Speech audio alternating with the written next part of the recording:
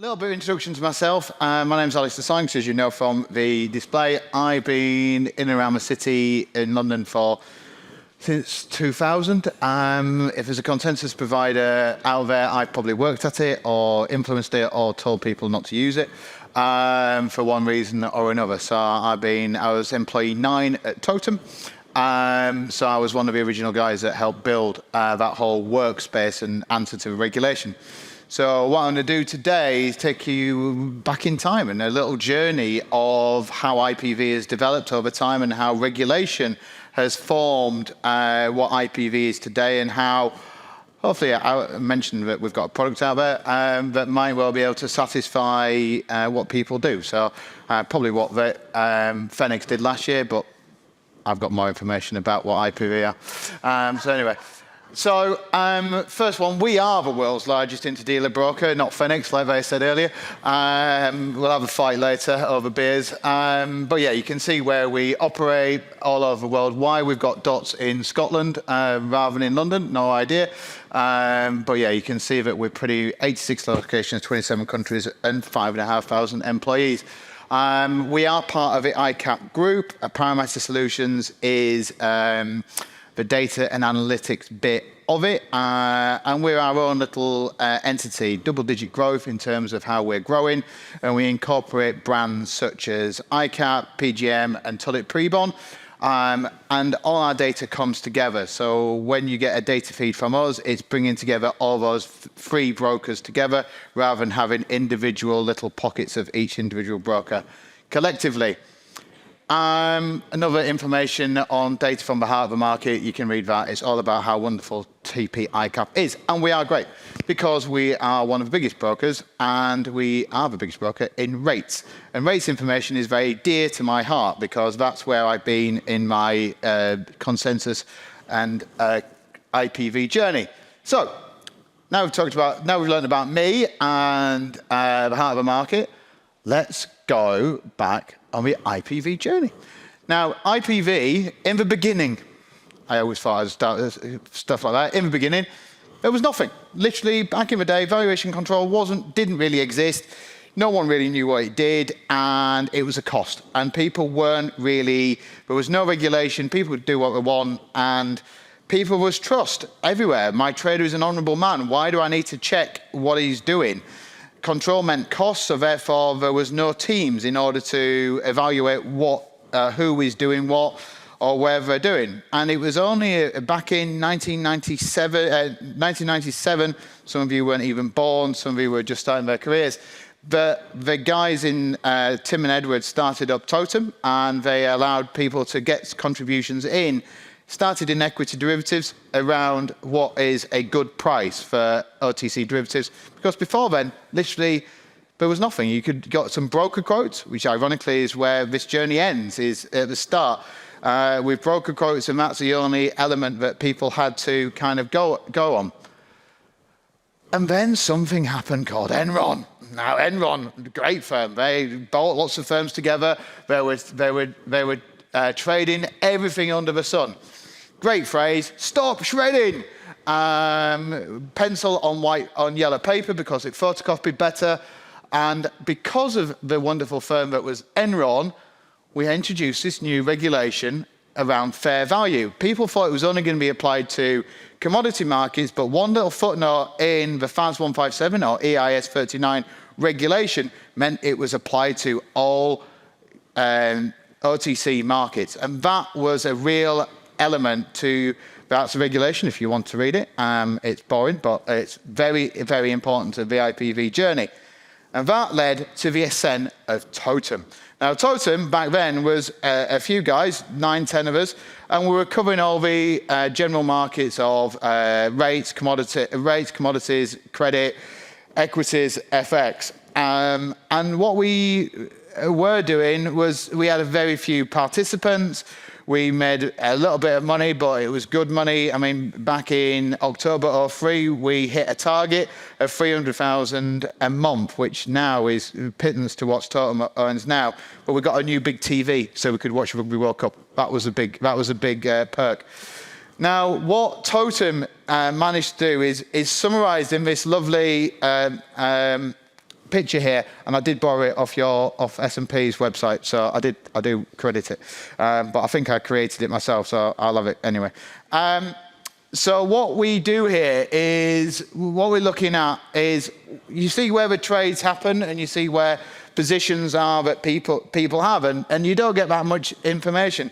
But what's actually happened in IPV spaces, they've ended up creating these massive grids of out to 50 by 50 in swaptions, or out to 50-year caps, or Bermudans trading out to 100 no-call 50, which is just bonkers in terms of grids. And then auditors and regulators need to put a tick in a box to say that you've got coverage in that area.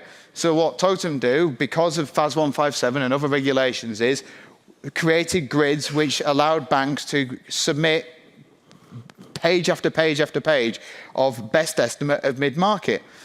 And they've allowed people to come into that service because everybody's needed that information, and that's caused a pollution of that consensus rate, which I'll come on to into a second.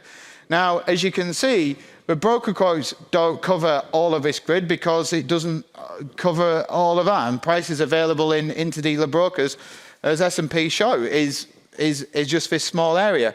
And I've got a coverage chart in a second which kind of backs it up. But what we're trying to illustrate here is the coverage which is actually asked for doesn't correspond to what's trading. So ultimately, the regulation is pushing people in the wrong direction. Now, I said Totem did very well, but then Totem did had a problem, and it was at 25 Bank Street. Lehman Brothers went pop because no one would lend money to them for a day, never mind 18 months. So the markets went crazy. The banks submitted anything they liked because no one knew what it was. You all remember those times traders couldn't do a basic cash and carry trade, never mind know where to price 100 no-call 50.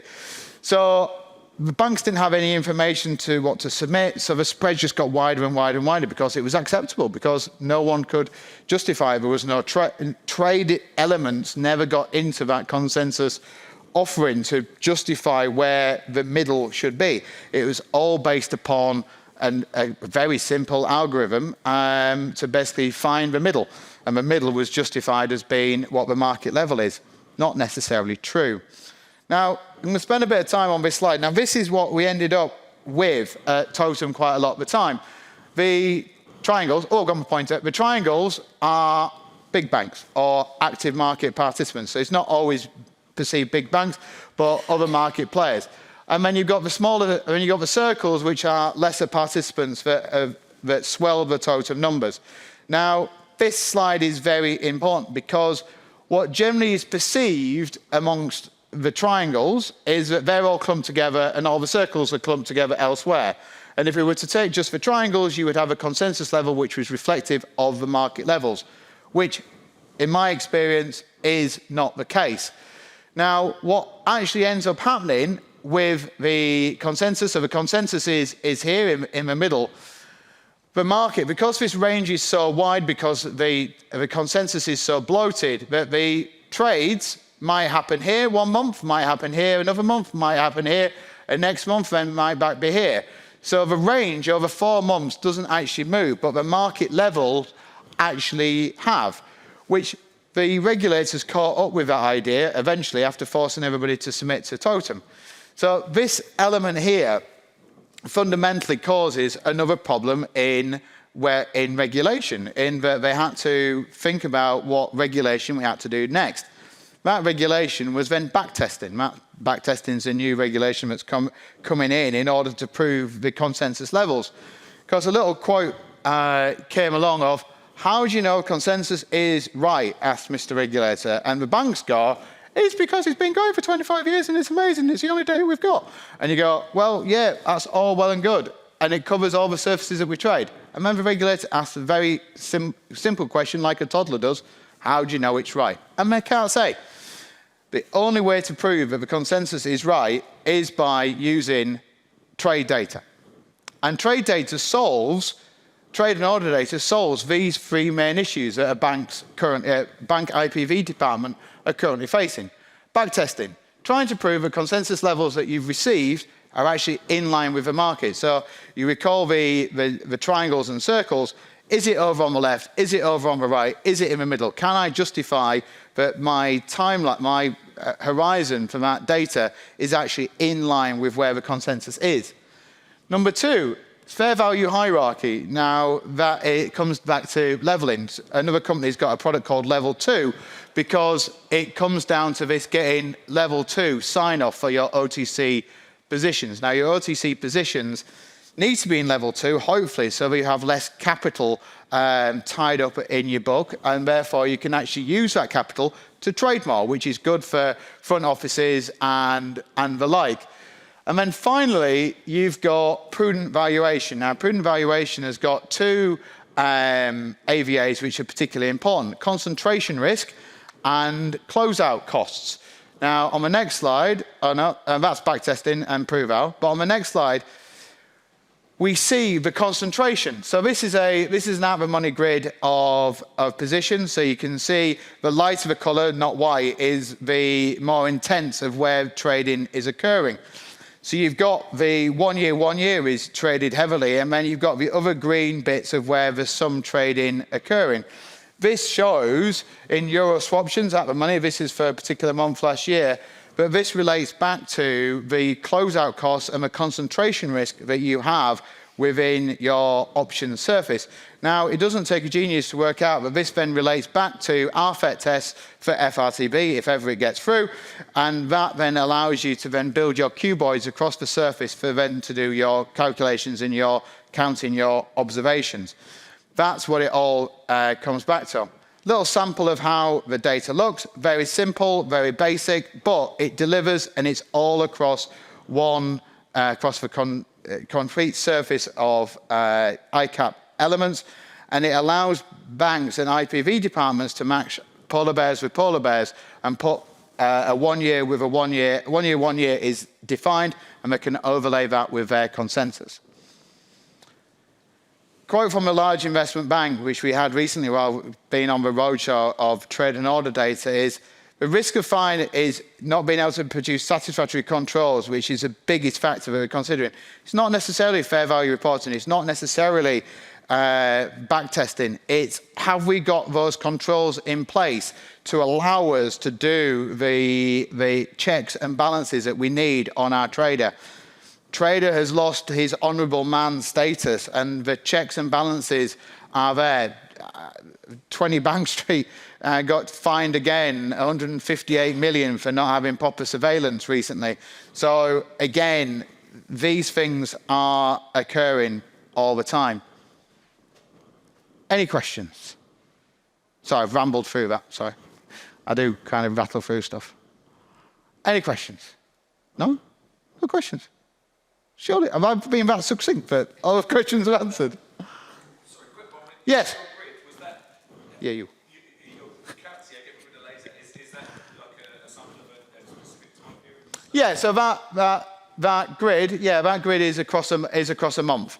That's a month's worth of trading in a particular, I think that was Euro swaptions for a month last year to kind of illustrate the density of where it's trading.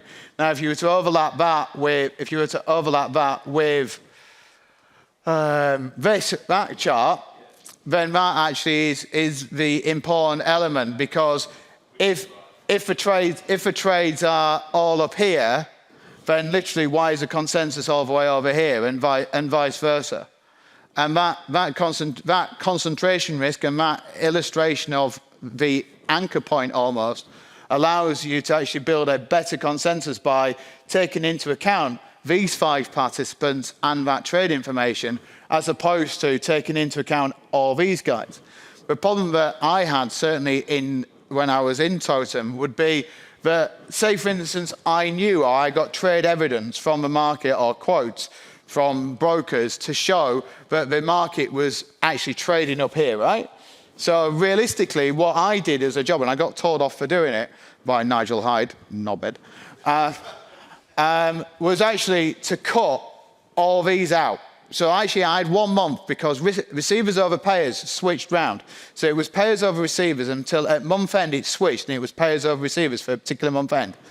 And therefore I cut out all the people that had receivers over the wrong way around. which meant I cut out big bank, big bank, big bank, big bank, who were essentially playing on the side these smaller banks. And the reaction you get from a big bank from being cut out was massive, because they have a massive issue with their regulators. Say, what do you mean we've been cut out of Totem? You have to then pay more. Well, that's cost of paper clips. That's nothing here nor there. It's the fact that you've been excluded from Totem. You've got a black mark on your record to showcase that you've got it there. You've got that you're not in line with the market.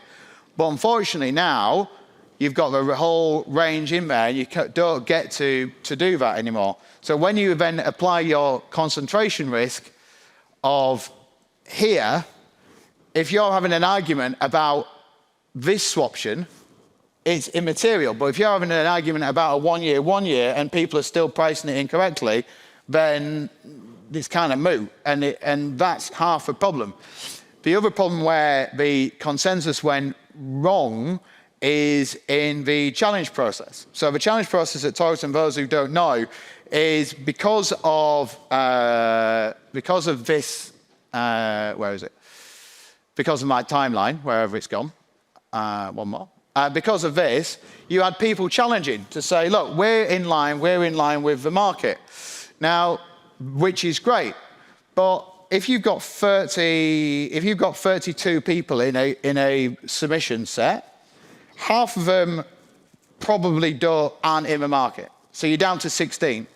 Out of that 16, half are long, half are short. So you're down to 8. And one person's raised that query, so you're then going, all right, so you get 3 others to back up your case. So you've got 4 against 26. So the 26 have got no interest in actually justifying that challenge process. So the consensus isn't ever going to move, because these 4 are being categorized as being wrong, or even though they're challenged with evidence, because the weight of the market is down here. And the only way to move that is to strike all these guys out so that the consensus moves here. But then you do that for 1 month, then all everyone does is they try and pin the tail on the donkey for the next month. But they're not going out and getting information, because they're not trading on your platform, they're not trading on our platform. If they are, they're not doing very much. They're not doing price discovery as a front office should be doing. So they end up just going, all right, we've got Sabre, we'll go on to Phoenix, we'll go on to ICAP, we'll go out the money screen, we'll plot Sabre, and we'll submit that. That's why they need trade and order data, in order to justify where that information is, so that you can see that concentration and you can see where data falls. All make sense? Cool. All right, thanks very much.